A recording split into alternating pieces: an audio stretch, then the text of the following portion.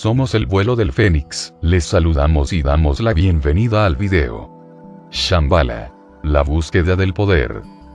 En su camino a través de los desiertos de Mongolia en 1921, el escritor y refugiado polaco Ferdynando Sendowski presenció un extraño comportamiento de parte de sus guías mongoles.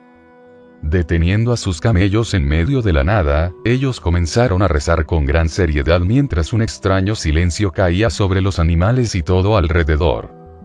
Los mongoles más tarde explicaron que este ritual tenía lugar siempre que el rey del mundo en su palacio subterráneo reza y averigua el destino de toda la gente sobre la tierra.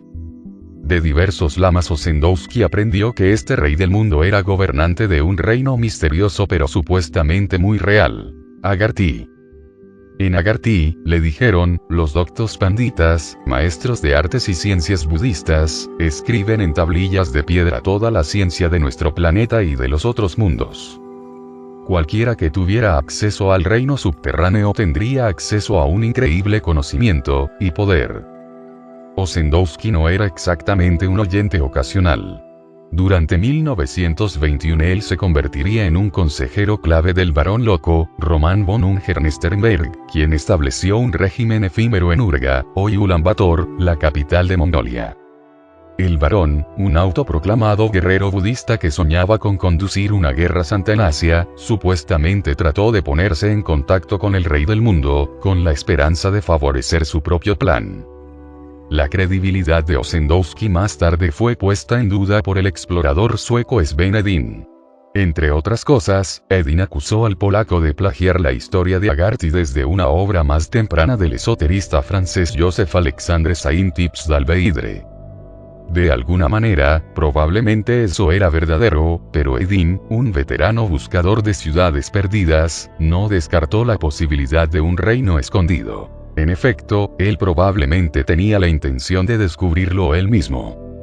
En cualquier caso, Sendowski no inventó la historia de una fabulosa tierra oculta en alguna parte en, o bajo, la inmensidad de Asia Central, ya se llamase Agarthy, Agartha, Shangri-La, o, más comúnmente, Shambhala. Algunos creían que ella era un reino físico y subterráneo habitado por una raza antigua y avanzada, mientras que para otros se trataba de una dimensión espiritual accesible solo para los espiritualmente iluminados.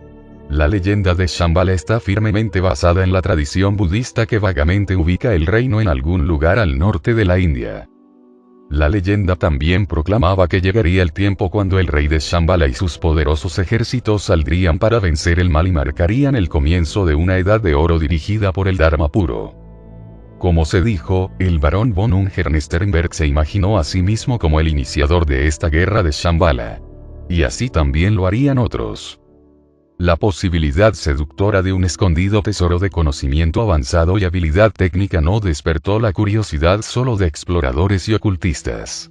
Las ventajas prácticas que se ganarían al tener acceso y al explotar tal conocimiento no pasaron inadvertidas para ciertos políticos y funcionarios de inteligencia, sobre todo en la Rusia soviética.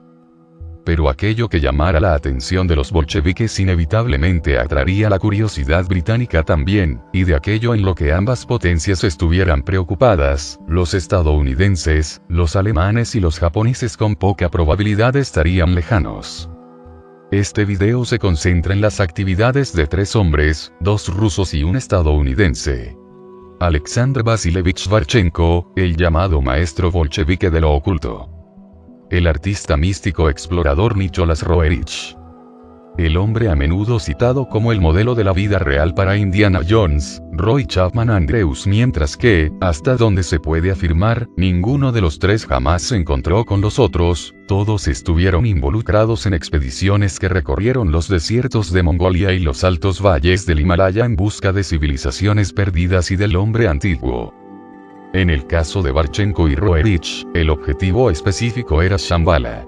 Estas exploraciones eran solo la punta de un iceberg clandestino de intriga y agendas ocultas que incluían sociedades secretas y un ejército de espías.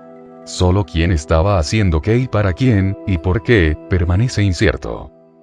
Barchenko nació en Elets en 1881 y manifestó un temprano interés en lo paranormal.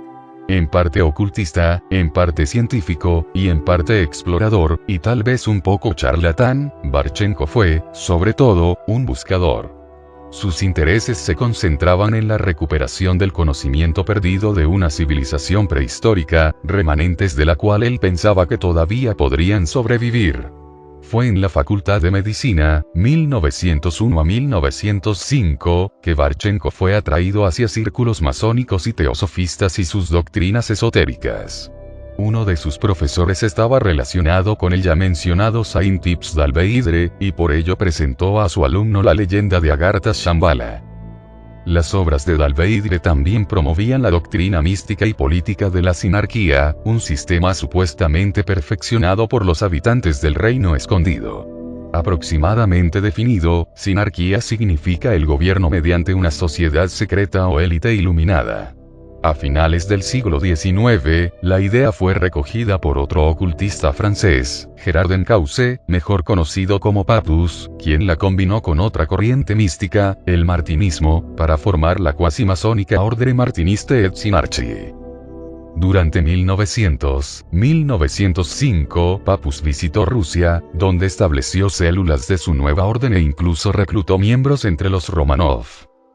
Más intrigantes son las sugerencias de que Papus simultáneamente funcionó como un agente de influencia francés para contrarrestar la intriga alemana entre la élite rusa y, más secretamente, fomentar la revolución social. Un socio de Papus más tarde afirmó que el martinismo era el germen del sovietismo. Antes de la Primera Guerra Mundial, Barchenko emprendió una carrera como periodista y escritor. Al mismo tiempo, él se integró a la orden martinista y la orden cabalística de la Rosa y la Cruz.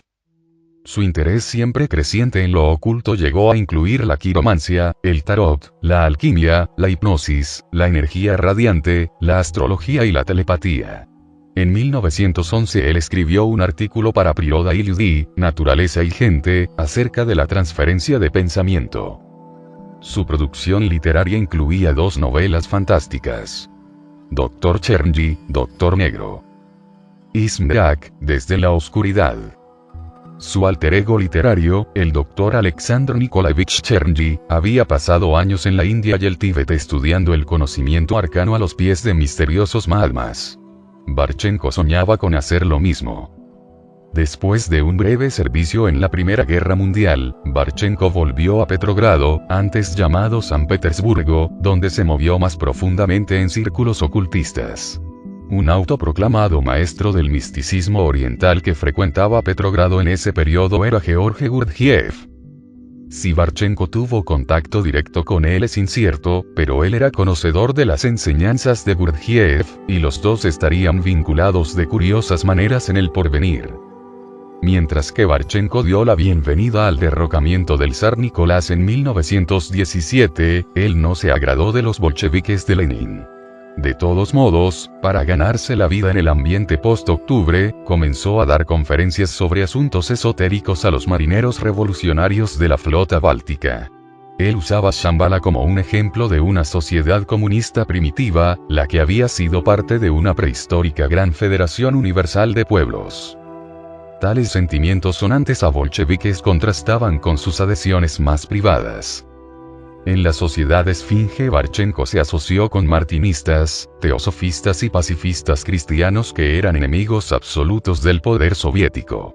Él más tarde admitió que el grupo cobijaba a sectores conspirativos de los guardias blancos y cooperó secretamente con antibolcheviques militantes como Boris Savinkov. Savinkov, por su parte, conspiró activamente con agentes británicos y franceses, entre ellos con el as de los espías Sidney Reilly, que ayudó a tramar un intento fallido para derrocar a Lenin en el verano de 1918. Un resultado de aquel complot fracasado fue el Terror Rojo, una ola de represalias sangrientas encabezadas por la policía secreta bolchevique, la Checa. De este modo, cuando Barchenko recibió una citación judicial a la oficina de la Checa de Petrogrado, en el otoño de 1918, eso fue un signo siniestro. Sin embargo, él encontró allí a un grupo de compañeros martinistas y estudiantes de lo oculto que no tenían ningún interés en pegarle un tiro por su calidad de contrarrevolucionario. El más importante de estos chekisti era Konstantin Konstantinovich Vladimirov, un autodescrito psicografólogo, quien haría mucho para promover a Barchenko y sus ideas dentro de la dirigencia soviética. En la superficie, parecería que Vladimirov reclutó a Barchenko como un informador en los círculos ocultistas, pero las cosas pueden no haber sido tan simples. Las propias lealtades de Vladimirov son cuestionables.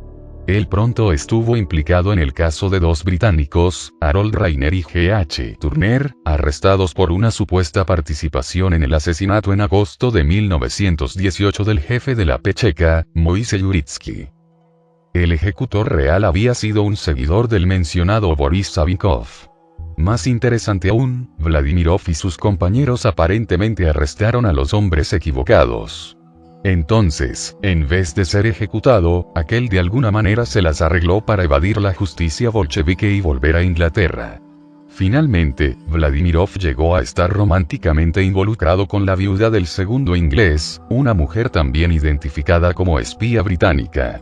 Debido a eso, él se vio expulsado de la Checa, pero de alguna manera logró ser reintegrado. Sin embargo, en 1927 Vladimirov fue nuevamente detenido y por último fusilado como un espía inglés, exactamente como su protegido Barchenko lo sería una década más tarde. De este modo, reclutó Vladimirov a su socio ocultista para espiar para la Checa en 1918, o fue él incluso entonces un agente británico que reclutó al mentalmente afín Barchenko para otra conspiración más secreta. Otra interpretación es que algunos insisten en que Vladimirov era idéntico a otro agente clandestino, Yakov Blumkin. Que ellos fueran uno y el mismo es manifiestamente falso, pero Blumkin y Vladimirov se movieron realmente en los mismos oscuros círculos en 1918. Por medio de aquellos mismos círculos, Blumkin también llegó a conocer a Barchenko. Así, hay razón para sospechar, si es que no algo más, que Blumkin era otro doble agente británico. Como un miembro supuestamente renegado de la Checa, él asesinó al embajador alemán en Moscú en julio de 1918. Sin embargo, como Vladimirov, él pronto encontró su camino de retorno a la buena voluntad de la inteligencia soviética. Un año después del fallecimiento de Vladimirov, sin embargo, Blumkin enfrentaría un pelotón de fusilamiento como un conspirador trotskista. Barchenko también encontró amigos en la Academia Soviética. Con tal apoyo, durante 1921-1922, él condujo una expedición a la remota península Kola, al norte del Círculo Ártico, donde encontró antiguos petroglifos y estructuras megalíticas. Esto reforzó su creencia en una avanzada civilización prehistórica vinculada a la misteriosa Shambhala. Ya en 1920 Barchenko buscó permiso para montar una expedición científico-propagandística en Mongolia y el Tíbet para buscar la Shambhala roja. La recuperación de su antigua ciencia y sabiduría, él argumentaba, ampliaría la influencia de Moscú a través de toda Asia. Esta temprana presión fracasó, aunque puede haber influido para que Moscú enviara a dos marineros bálticos, antiguos alumnos de Barchenko, en una misión secreta al Tíbet a principios de los años 20. Al mismo tiempo, Barchenko fundó una logia masónica llamada Edinoe Trudovoe Bratstvo, o la Hermandad del Trabajo Unida. La nueva hermandad incluía a Vladimirov y numerosos otros miembros de la Checa actuales o antiguos. Estrechamente asociado con la Edinoe Trudovoe Bratstvo, si es que no un miembro formal, estaba Yakov Blumkin, de vuelta en su cargo como un agente especial de la inteligencia soviética. El nombre de la logia tiene un curioso parecido con un grupo anterior formado por los seguidores de Gurdjieff, la Edinoe Trudovoe Sodruzhstvo, Asociación del Trabajo Unida, y al menos un miembro prominente de la Edinoe Trudovoe Bratstvo, Shandarovsky, era un devoto de Gurdjieff. Otro vínculo puede haber existido mediante el escultor soviético Sergei Merkurov, que era primo de Gurdjieff. Curiosamente, a Gurdjieff se le atribuyeron lazos con la inteligencia británica, e incluso se le acusó de que él había servido durante años como un agente británico en Asia Central y en el Cercano Oriente. Lo que es indiscutible es que entre los alumnos de Gurdjieff en la Rusia prerevolucionaria estaba el compositor inglés Sir Paul Duques, un hombre cuyos intereses incluían no solo a Gurdjieff sino también el budismo esotérico y el Tíbet. Duque se unió a la MI6 durante la Primera Guerra Mundial y durante la mayor parte de 1919 encabezó la red británica de espionaje en Petrogrado. ¿Podrían Barchenko y Vladímirov haber estado vinculados a esto? Por lejos el hermano más importante de la Edinoe Trudovoe Bratstvo era el pez gordo de la checa Gleb Ivanovich Boki. Boki, un veterano bolchevique, tenía una participación igualmente respetable en el ocultismo. Entre otras cosas, él era un miembro prerevolucionario de la Orden Cabalística de la Rosa y la Cruz. Curiosamente, su ascenso en aquella orden fue aprobado nada menos que por Alexander Barchenko. Más curioso aún, Boki se hizo cargo de la checa después de la muerte de Uritsky y él manejaba ese negocio cuando Barchenko fue reclutado a fines de 1918. Sin embargo, ambos hombres más tarde juraron que ellos nunca se encontraron sino hasta principios de los años 20. Boki admitiría que para él la revolución murió con Lenin a principios de 1924. La creciente desilusión lo llevó a oponerse a Stalin y apoyar los planes de Barchenko, planes que, él admitió, incluían el espionaje. Hacia 1924 Boki asumió el control del Spetsnaz, Departamento Especial, el nuevo nombre de la Checa. Este equipo manejaba códigos e incluía un equipo de élite, la sección séptima, que investigaba asuntos paranormales que iban desde el hipnotismo y la percepción extrasensorial hasta el hombre de las nieves. El Spetsnaz también guardaba los llamados expedientes negros, los archivos personales de los líderes soviéticos, que incluían sus perversiones sexuales e, indudablemente, cualquier asociación con cosas ocultas. Además de la curiosidad personal, Boki tenía un incentivo práctico para dedicarse a la investigación paranormal. La comunicación telepática ofrecía un medio perfecto para enviar y recibir mensajes de agentes en el extranjero. Igualmente, lo que hoy llamamos visión remota ofrecía la capacidad de espiar al enemigo imperialista sin dejar Moscú. Abrir los secretos del hipnotismo y del control de la mente tenía una aplicación potencial en la técnica de la propaganda. Para explorar tales asuntos, Boki puso a Barchenko a cargo de un laboratorio especial de neuroenergética dentro del Instituto de toda la Unión Soviética para la Medicina Experimental. Con todo, el objetivo primario de Barchenko y la Edinoe Trudovoe Bratstvo era establecer un contacto directo con Shambhala. Para este objetivo él explotó la ayuda de Boki e hizo causa común con otros grupos esotéricos, siendo el más notable la Gran Hermandad de Asia. Él cooperó con al menos 2 miembros de la hermandad, un lama tibetano, Naganaben, que afirmaba ser un representante directo de Shambhala, y un funcionario mongol, Kayan Kirva, futuro jefe de la policía secreta mongola. En aquel papel, Kirva trabajaría codo a codo con Yakov Blumkin. En la primavera de 1925, gracias al acceso de Boki a fondos secretos, la expedición a Shambhala parecía lista para partir. Boki escogió a Blumkin para encabezar los intereses de inteligencia secreta de la expedición. Pero el plan encontró oposición. Oscuros rumores pintaban a Boki como un degenerado peligroso que bebía sangre humana. Un opositor principal era Mikhail Trileser, jefe de la rama de inteligencia extranjera. Él naturalmente sentía que cualquier actividad fuera de la Unión Soviética caía dentro de su ámbito. Para el verano, la expedición a Shambhala de Barchenko estaba muerta. ¿O no? En septiembre de 1925, un humilde peregrino musulmán cruzó los pasos de la cordillera del Pamir en la Cachemira controlada por los británicos. En realidad, el peregrino era Yakov Blumkin, quien iba camino a la zona aún más remota de Ladakh para reunirse con una expedición conducida por Nicholas Roerich. El objetivo de Roerich era entrar en el Tíbet y contactar Shambhala. Sin embargo, poco después de cruzar la frontera, la policía tribal detuvo a Blumkin. Por lo visto, alguien había dado aviso a los británicos. El astuto chequista pronto se escabulló de sus captores, y asumiendo un nuevo disfraz como un lama mongol, siguió adelante para encontrar a Roerich. Al final, Shambhala permaneció escondida, o así parece. Roerich siguió viviendo su vida completa y falleció en 1947. Barchenko, Boki no fueron tan afortunados. Todos perecieron en las purgas de finales de 1930, condenados por crímenes que ellos no cometieron, o quizás sí. El vuelo del Fénix se despide hasta un pronto encuentro.